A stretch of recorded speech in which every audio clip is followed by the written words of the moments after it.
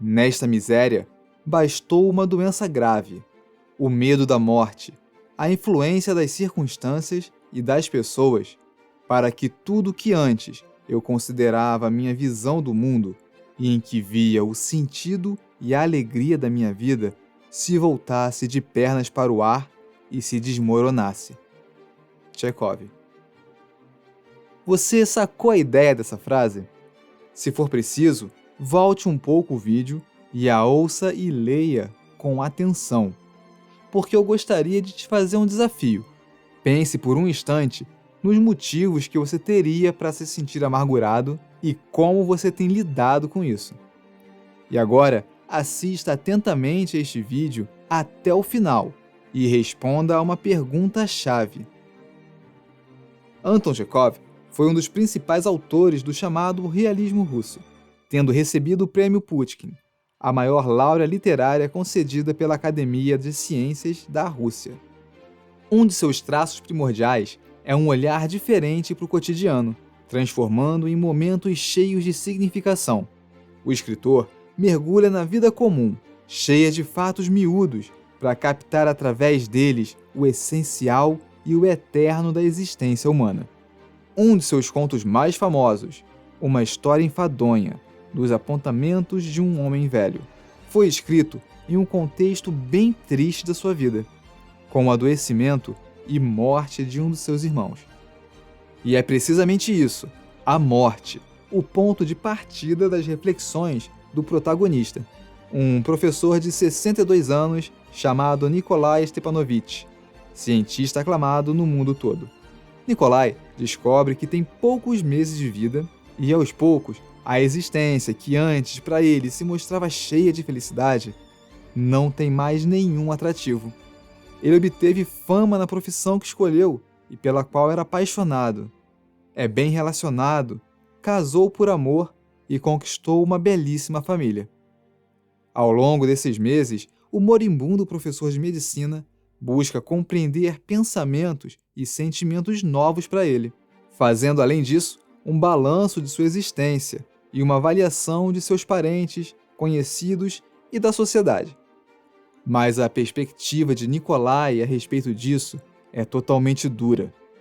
Em um pequeno espaço de tempo, ele deixa de ser uma pessoa afável e gentil e passa a ser irritado, arrogante e grosseiro com todos. Na obra, Nikolai explica que existe uma tal ideia geral que falta na sua vida e que seria capaz de salvá-lo. Será que você imagina o que seja essa tal de ideia geral? Fica com a gente que logo logo você vai saber. Oi, eu sou o Alex e no Super Leituras de hoje vamos aprender com Anton Tchekov como podemos manter nossa doçura em relação à vida, mesmo enfrentando as mais horríveis tempestades. Eu sempre me senti rei, porque aplicava infinitamente esse direito. Nunca fazia juízos de valor. Era condescendente, perdoava de boa vontade a toda a gente. Onde os outros protestavam e se indignavam, eu apenas dava conselhos e tentava persuadir.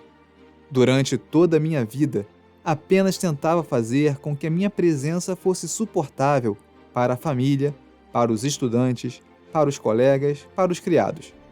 E estou convencido de que essa minha atitude era edificante para quem me rodeasse.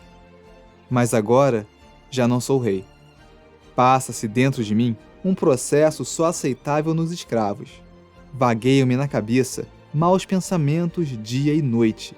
Na minha alma fizeram um ninho sentimentos que nunca antes experimentara. Odeio, desprezo, indigno-me, revolto-me. Tornei-me desmedidamente rigoroso, exigente, irritadiço, antipático, desconfiado. Somente um homem estreito ou enfurecido pode ocultar em si um sentimento mau contra a gente comum, pelo fato de não serem heróis. Certamente você já ouviu falar em pessoas que, conforme envelheceram, foram ficando menos sociáveis, mais mal-humoradas, rabugentas, às vezes até briguentas, né? A amargura pode ser resultado de diversas coisas, como uma carreira profissional que não deu certo, um casamento que chegou ao fim, uma decepção grave com um filho, a morte de um ente querido ou um problema de saúde. É fácil entender que as nossas emoções mudam drasticamente quando somos surpreendidos por algo que achamos muito ruim, como a proximidade da morte, por exemplo. E Nikolai chegou ao limite. A primeira reação costuma ser algo como esse comportamento dele mesmo, de raiva e afastamento. Mas você não concorda que é muito fácil ser bom quando as coisas estão dando certo pra gente? Ficamos alegres e queremos transmitir isso para todo mundo ao nosso redor. Só que o contrário também acontece. Se infelizes, parece normal descontar nos outros quando as coisas dão errado. Só que tem pessoas que conseguem manter a doçura, a alegria, a vivacidade, mesmo em meio às maiores tragédias, mesmo tendo suportado grandes sofrimentos na vida. E como será que elas conseguem? Será que elas sofrem menos que as outras? Será que é mais fácil para elas? Já te ocorreu que o compromisso com a bondade pode ser uma escolha completamente consciente, como se a pessoa desafiasse o mundo sendo assim? E que não se tornar uma pessoa amargurada é um ato enorme de teimosia, já que a vida em si traz muitas adversidades, algumas bastante difíceis de encarar. Quando falta ao homem aquilo que é superior e mais forte do que todas as influências externas, basta-lhe uma constipação para perder o equilíbrio e começar a ver em cada ave um mocho, e a ouvir em cada som um uivo de cão. E todo o seu pessimismo ou otimismo, com as suas grandes e pequenas ideias, apenas tem neste momento a importância de um sintoma, mais nada. Isso soa familiar?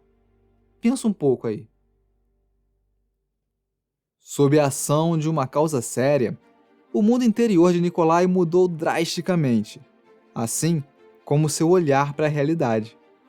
A esposa, antes considerada bonita por ele, é vista como uma balofa velha e desajeitada. As poucas ligações que tem são rompidas. A ciência já não é para ele o que preenchia todo o seu ser. A filha lhe parece uma pessoa completamente estranha. Os colegas e alunos ele enxerga como medíocres. Mas o que faltou a Nikolai?